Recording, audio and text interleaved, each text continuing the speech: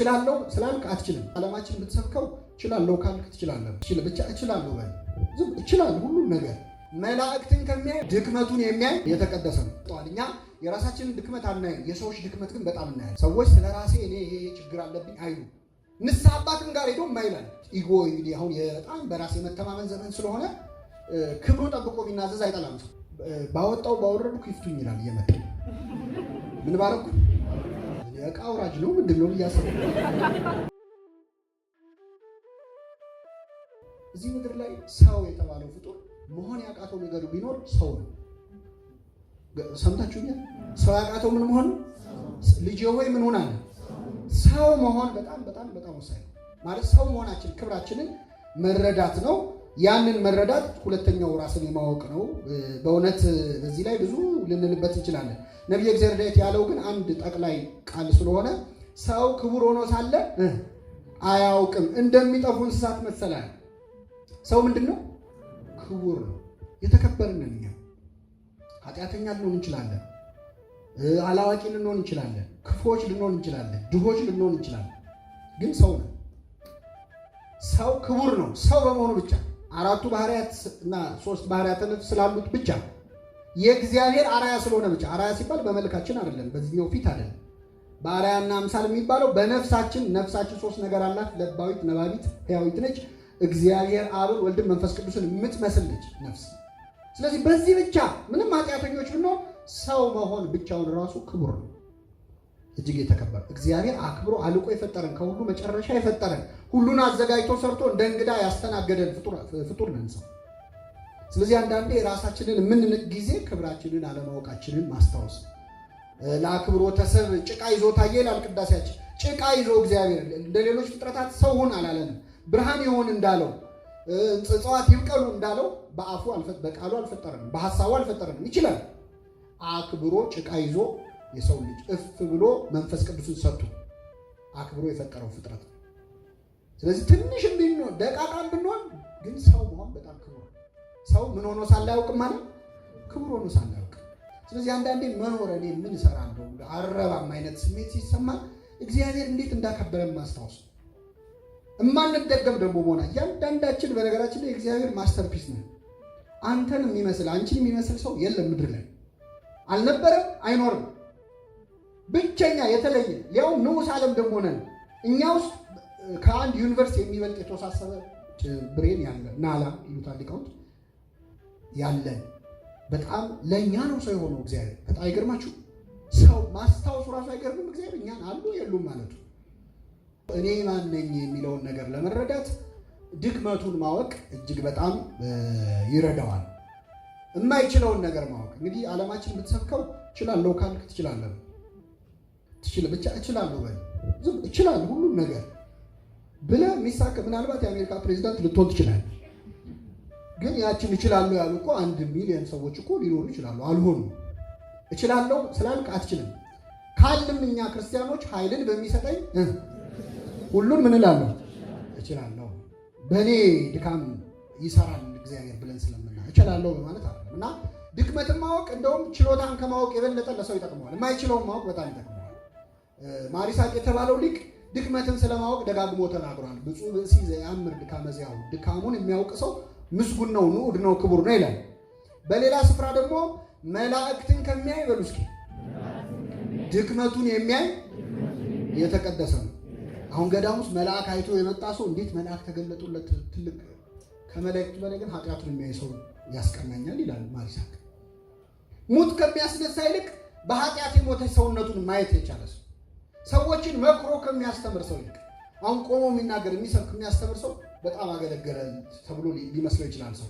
ማሪሳቅ ግን ምን ይላል? ቆመህ ሰው ሰብስበህ ከምታስተምር ነፍስና ስጋህን አስቀምጣቸውና ምከራቸው።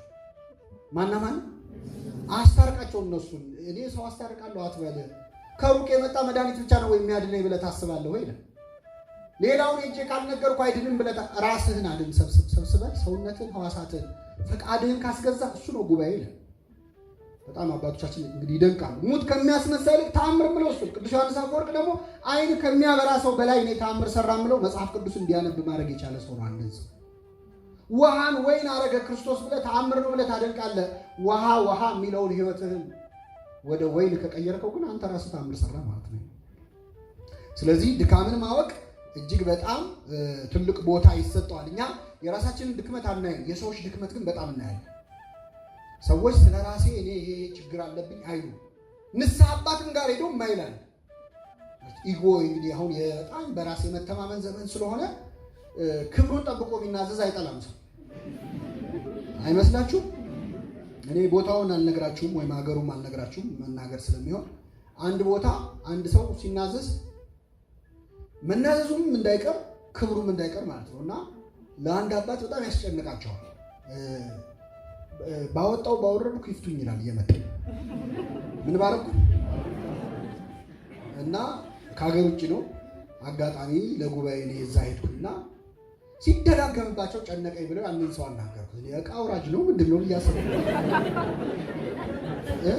ባወጣው ባወረድኩ ማለት እንግዲህ ባወጣው ባወረድኩ ማለት ከበደልኩም በምን ነው የምበድለው ነው በሐሳቤ ከዚህ በላይ ኃጢአት አለ። እና አንዳንዴ አሁን የሰው ነው ለምሳሌ ስላረኩት ነው እንጂ አንዳንዴ ክብራችንን ጠብቀን ሰው የተናዘዘም እኮ ይተናነቀዋል። ያው ሰው እንደሚያደርገው ሰው ነኝና ከበላ ከጠጣ ያለ ኤክስኪውዝ ማለት ነው። ይሄ እንትንን ማጽደቅ ኃጢአትን ማጽደቅ ማለት ነው። ራሽናላይዝ ማድረግ ያው ያለ ነው ዘመኑን ያውቁታ ይላል። እና ራስን ማወቅ በጣም የሌላውን ድክመት እንደው በእውነት ይችን ጥቅስ ያዙ። የራሳችሁን ጉዳይ በሉ እስኪ ብቻ እንድትጠነቅቁ እንለምናችኋለን። ቅዱስ ጳውሎስ ነው ያለው። የማንን ጉዳይ ብቻ? ስለሌላው አይመለከታችሁም ነው ያለው ቅዱስ ጳውሎስ። በሰው ጉዳይ ብቻ በቃ ሲያወራ የሚል ሰው እንደዚህ ማድረግ ነበረበት። እኔ ለእንትኑ እያለ ለእግዚአብሔር ለእውነቱ እያለ ማለት ነው። ይሄ ግን መጽሐፍ ቅዱስ የሚለው የማንን ጉዳይ? በሌላ ስፍራ ደግሞ ጠቢቡ ምን አለ? የጠቢብ አይኖች በራሱ ላይ ናቸው። ጠቢብ ሰው የሚያየው ማንን ብቻ ነው? ራሳችንን ለማየት ያብቃል። ሌላ ሰው ማየት እንደገና እኮ እንደዚህ መደረግ ነበረበት እንዲህ መደረግ ነበረበት ብሎ ስለሌላው በማውራት የሚገኝ ዋጋም ጸጋም የለም። ቅዱሳኑን አይተናቸዋል። ምናልባት አንዳንዴ አይ እውነት ለመናገር ብለን ነው ብለው ሰዎች ሌላውን ሰው በማጋለጥ በማዋረድ ሐቀኝነት ይሰማቸዋል። እነ መቃርስ ያሳዩን ይህንን አለ። አባ መቃርስ አንድ ጊዜ ከመነኮሳት አንዱ ከሆነ ሴት ጋር ዝሙት እየፈጸመ ነው ብለው ይከሱታል። አባ መቃርስ ጋር መጥተው ሲከሱለት በፍጹም የኔ ልጅ አያደርግም ይሄን በፍጹም አለ። በጣም ሲደጋገም መጨረሻ አንድ ቀን ልክ ሴቲቱ ስትገባ አዩና ሮጠው ሄደው ይኸው እጅ ከፍንጅ ያዝ ነው ና አሉት። አባ መቃርስ ገና ከሩቅ ሲመጣ ከሩቅ ድምፅ እንዲሰማ የኔ ልጅ አያደርግም በፍጹም እያለ ጮክ ብሎ መጣ። ሲመጣ ያ መነኩሴ ደንግጦ ሴቲቱን ቅርጫት ውስጥ ደበቃት። አባ መቃርስ መጥቶ እዛ ቅርጫት ላይ ቁጭ አለ። በሉ ፈልጓል። ተፈለገች የለች። ከዛ ተነስ ሊለው የደፈረ የለም። ውጡ አላቸው። እንዲህ ዝም ብላችሁ የልጄን ስም የምታጠፉት አለ። እሱ ሲወጣ ቅርጫቱን አንስቶ እሷንም እሱንም ጸሎት አድርጎ መክሮ አልቅሰው ንስሐ ገብተው እሷም እንድትመነኩስ ጭምር አደረገ። በረከቱ ይደረብን። ከባቴ አበሳ ማለት ይሄ ነው። እኛ እንኳን እንደዚህ በግልጽ በሆነ ዘካርያስ አሁን በዛሬው ዕለት የመጥምቁ ዮሐንስ አባት ማለት ዘካርያስ እያጠነ እያለ ገብርኤል መጥቶ አበሰረው። አላምንም ሲል ምን አደረገው? ዲዳ አደረገው። ዲዳ አድርጎት ከመቅደሱ እስኪወጣ ሰዎች ይማርከናል ብለው ውጭ ይጠብቃሉ። ወጣ። ሲወጣ ዲዳ ሆኖ ወጣ። ህዝቡም ይላል በጣም ድንቅ ነው። ራእይ እንዳየ አስተዋሉ። ምን እንዳየ? አሁን እዚህ ዮሐንስ አስቀድሰን ቄሱ ቀድሰው ሲወጡ ዲዳ ሆነው ቢወጡ ራእይ አይተው ነው ትላላችሁ አይደል? ድሮም አይጥምኝም ነው። እግዚአብሔር እኮ አይቶ ለምን በጣም እኮ እኛ ጨካኞች እኮ ጥሩ አባት እንኳን ቢሆኑ እንደው ከዛ በፊት ምንም ነገር የሌለባቸው ጥሩ ቢሆኑ ለካ ሲያስመስሉ ነው። ውስጣቸው ሌላ ችግር አለ ነው። በጣም ነው የምንፈራረደው። የራሳችሁን ጉዳይ ብቻ ጠንቅቋል። ራሳችንን ብቻ ለማየት እግዚአብሔር ይርዳ። ያ ምን ይጠቅማል? ራሳችን አሁን ዛሬ ምን ስሰራ ነው ያልኩት? ነፍሴ ሆይ ይላል ማር ይስሐቅ ራስን መመልከት። እስቲ ዛሬ የትኛው እርሻ ላይ ነው ያልሽው? ከአጋንንት እርሻ ነው ወይስ ከእግዚአብሔር እርሻ ነው? ምን ስትዘሪ ነው ያልሽው? ነፍስ ቁጭ ብሎ ራስን መገምገም መመልከት ማለት ያ ምን ይጠቅመናል?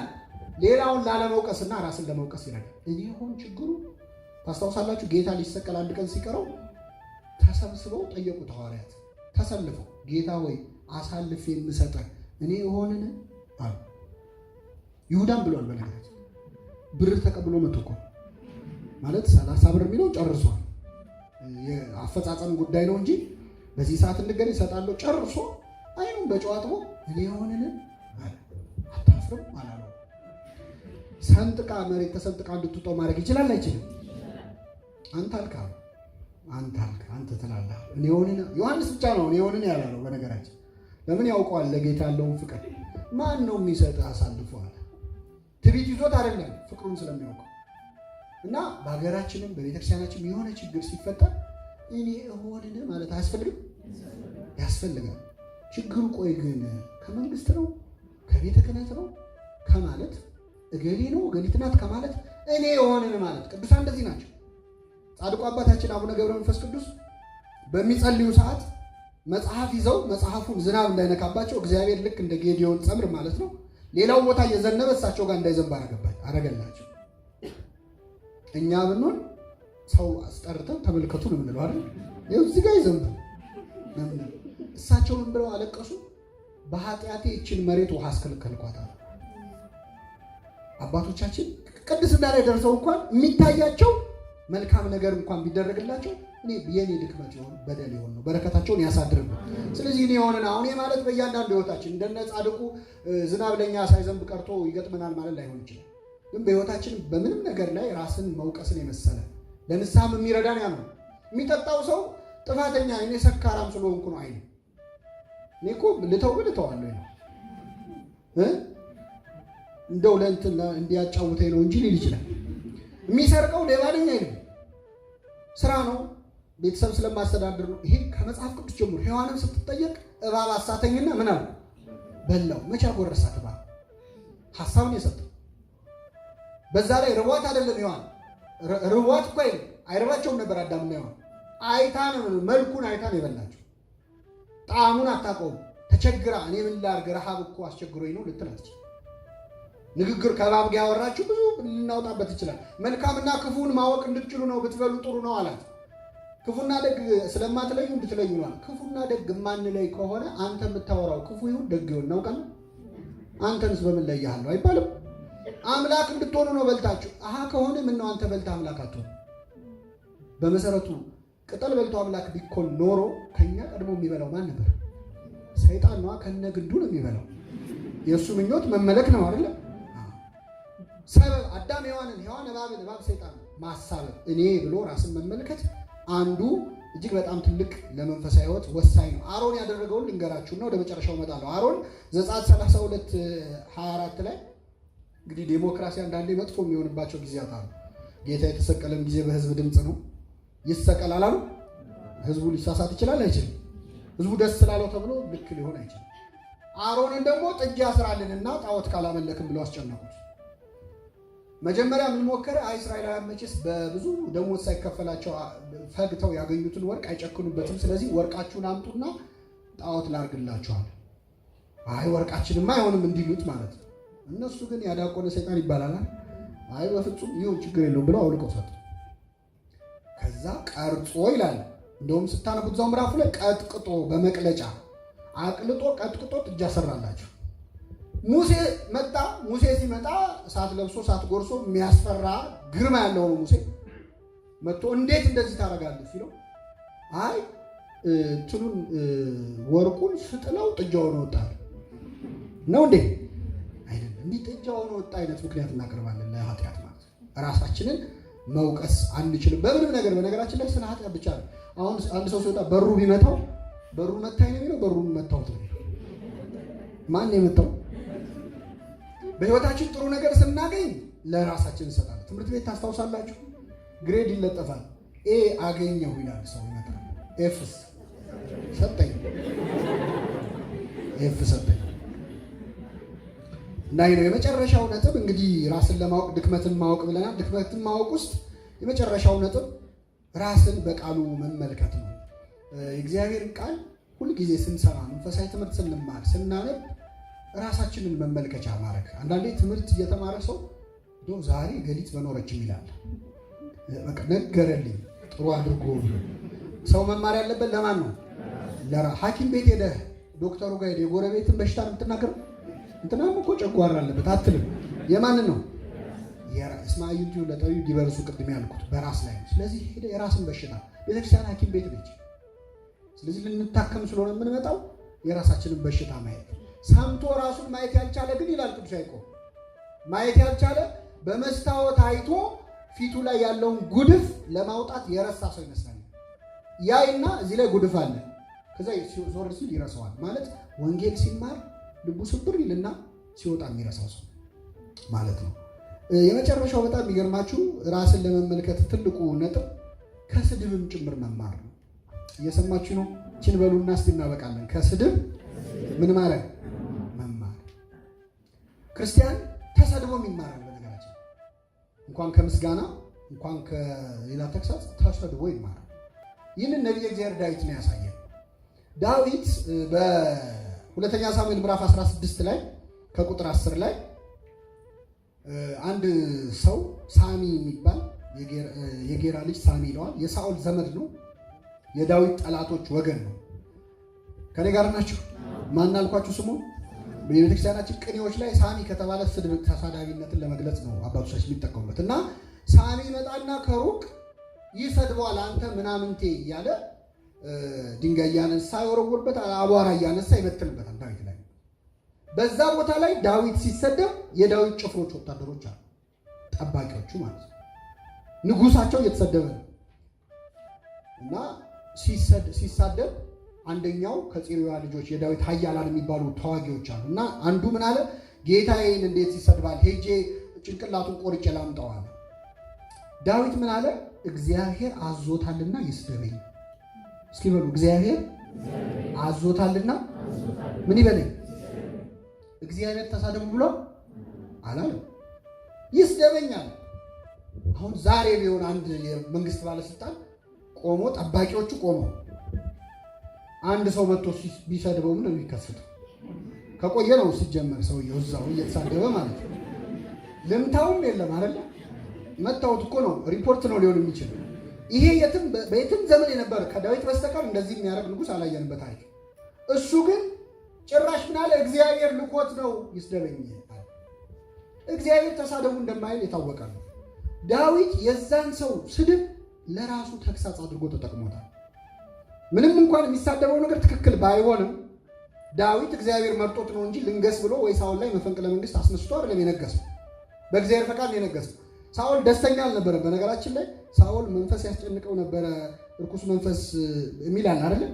አዎ ሳኦል ጭንቀቱ ከመጀመሪያው ከንግስናው ጀምሮ እንደው በክብር ያልነገሰ ሰው። አንደኛ እስራኤላውያን ንጉሥ ይምጣልን እግዚአብሔር ይቅርብን ብለው አምፀው እኔን አልፈለጋችሁም፣ እሺ በቃ ይኸው ይንገስላችሁ ብሎ ያነገሰው ማንን ነው? ሳኦል ነው። ስለዚህ እግዚአብሔር ወዶ ሳይሆን እግዚአብሔር ከህዝቡ ጋር ተጣልቶ የሾመው ስለሆነ ደስ አላለው። ሁለተኛ እንደ ዳዊት ወንድሞቹ ፊት እየፈላ ምናምን አይደለም የተሾመው፣ በድብቅ ነው። አህያ ጠፍቶበት ሲፈልግ ነው የተሾመው።